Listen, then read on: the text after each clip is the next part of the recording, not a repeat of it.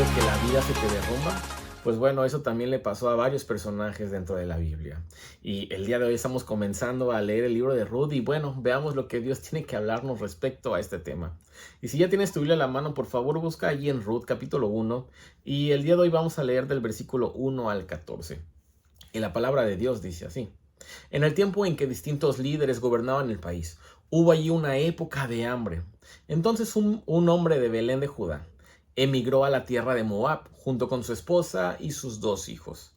El hombre se llamaba Elimelech y su esposa se llamaba Noemí y sus dos hijos Mahlón y Quilión. Todos ellos eran efrateos de Belén de Judá. Cuando llegaron a la tierra de Moab se quedaron a vivir allí. Pero murió Elimelech, esposo de Noemí, y ella se quedó sola con sus dos hijos. Estos se casaron con mujeres moabitas, una llamada Orfa y la otra Ruth. Después de haber vivido allí unos 10 años, murieron también Mahlón y Quilión, y Noemí se quedó viuda y sin hijos. Noemí decidió regresar de la tierra de Moab con sus dos nueras, porque ahí se enteró de que el Señor había acudido en ayuda de su pueblo al proveer de alimento. Salió pues con sus dos nueras del lugar donde habían vivido, y juntas emprendieron el camino que las llevaría hasta la tierra de Judá.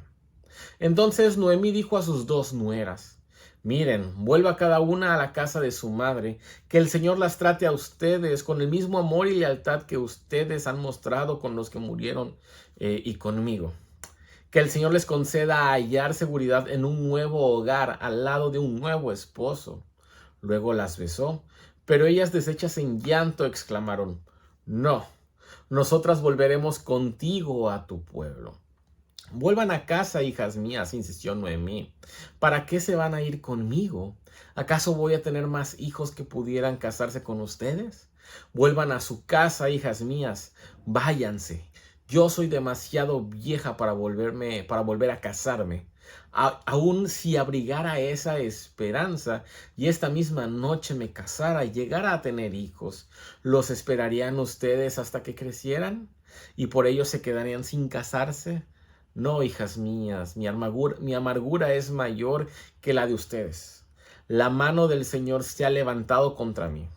Una vez más alzaron la voz, deshechas en llanto. Luego Orfa se despidió de su suegra con un beso, pero Ruth se aferró a ella. Sabes, es muy interesante este libro porque el libro de Ruth ocurre en la época de los jueces. Fue una época, un tiempo muy oscuro para el pueblo de Israel. De hecho, más adelante el libro va a terminar diciendo que cada uno hacía bien lo que le parecía.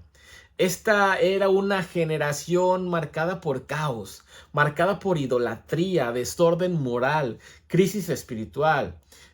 Si tú conoces un poco de la historia del pueblo de Israel, entonces ellos salieron de Egipto, se enfrentaron a muchas cosas en el desierto, llegaron a Canaán, prácticamente la habitaron y se establecieron. Tiempo después es que se da esta historia de los jueces, después de la vida del último líder, Josué. Y bueno, estamos en esa época y en medio de ese panorama nacional comienza esta historia familiar, en medio de todo ese caos. Y esto es muy importante porque muchas veces pensamos que Dios solo obra en grandes eventos, pero sabes, el libro de Ruth muestra que Dios también trabaja en historias pequeñas, historias dolorosas y cotidianas. Sabes, Ruth demuestra cómo la providencia de Dios actúa incluso en momentos ordinarios y difíciles, como los que tú y yo podemos vivir en el día a día. De hecho, el libro de Ruth nos va a enseñar que Dios muchas veces está obrando precisamente en las temporadas donde pensamos que Dios está ausente. Y bueno, el primer punto que te quiero dar el día de hoy es que el dolor puede hacerte sentir que Dios te abandonó. Y esto lo podemos ver de alguna manera en los primeros versículos que acabamos de leer. El libro empieza con una crisis. Hubo hambre en la tierra. Entonces Elimelech y Noemí y sus dos hijos salen de Belén hacia Moab. Y todo empieza a empeorar. Muere Elimelech. sus hijos se casan, luego mueren sus 2 hijos también.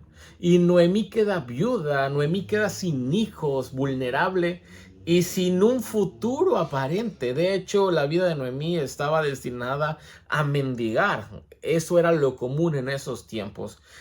Y esto era muy devastador en esa cultura. Ella literalmente perdió todo. Y aquí vemos una realidad humana muy profunda, que el sufrimiento puede hacernos sentir vacíos y confundidos. El día de hoy, ¿cómo está tu corazón? ¿Acaso estás experimentando sufrimiento? Es normal que pase esto en la vida diaria. Es normal porque tú y yo sabemos lo que son problemas familiares, lo que son crisis de ansiedad, lo que es experimentar rechazo, lo que es experimentar duelo, decepción. Creo que tú y yo hemos sentido o hemos experimentado lo que significa sentir que Dios está lejos. Y la Biblia, lo que me gusta es que no minimiza ese dolor. Noemí no está exagerando. Realmente Noemí está quebrada por todo lo que acabamos de leer. ¿Qué le sucedió?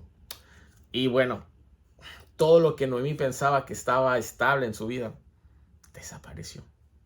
Entonces es normal que tú puedas sentirte igual que Noemí.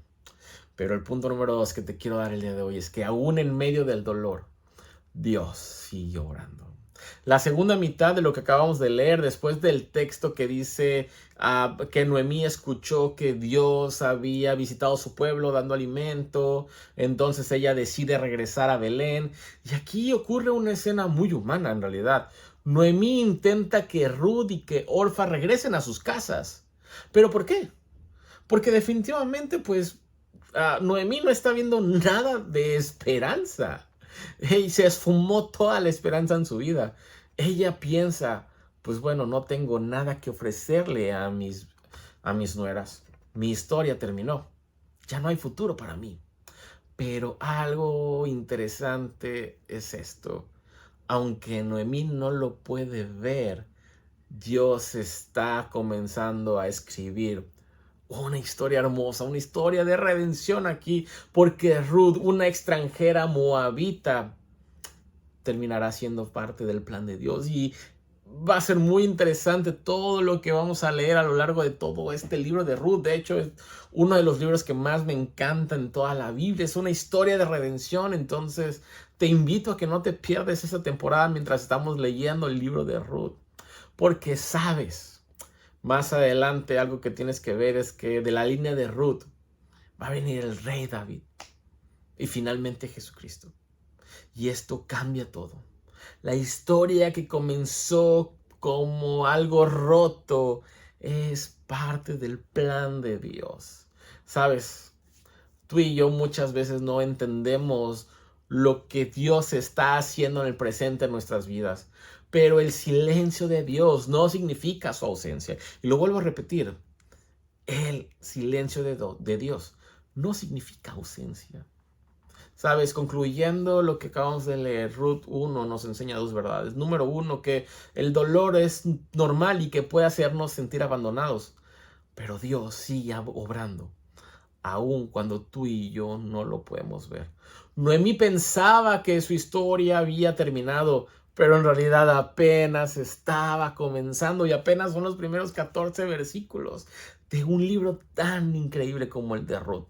Sabes, tal vez el día de hoy tú sientes que estás en una temporada difícil y quizás piensas, Dios se olvidó de mí. Quizás piensas, mi vida ya se arruinó. Quizás piensas, yo no veo salida de todo esto. Pero Ruth 1 nos recuerda algo muy poderoso. Que Dios muchas veces está trabajando más fuerte en las temporadas donde menos lo podemos ver. La pregunta con la que te dejo este día es, ¿vas a interpretar tu vida solo por tu dolor? ¿O confiarás en que Dios aún sigue escribiendo tu historia? Amado Padre Celestial, te damos muchas gracias por tu palabra. Gracias por este hermoso libro de Ruth. Gracias por esta nueva temporada que estamos empezando, Señor. Gracias por tu palabra. Padre, llévanos a enamorarnos cada vez más de ti a través de este libro que vamos a comenzar a leer, Señor. Padre, sigue transformando nuestro corazón y sigue transformando nuestras vidas, Señor, de tal manera que veamos que el dolor es parte de tu plan, Señor, y que hallamos gracia en ti, Señor, y que tú nunca nos abandonas.